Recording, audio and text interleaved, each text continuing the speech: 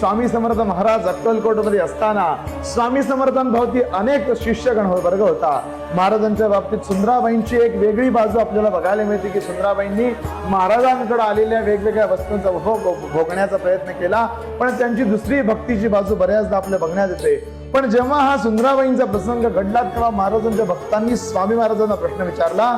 म्हणाले, महाराज, आपण एवढ्या सगळ्या लोकांकडे जाता, एवढ्या लोकांच्या घरी पाय लावता, अनेक लोक वेगवेगळ्या वस्तू उपहार म्हणून देत असतात, कधी आपल्याला वाटत नाही का यातली कुठली वस्तू कुणी नेली तर?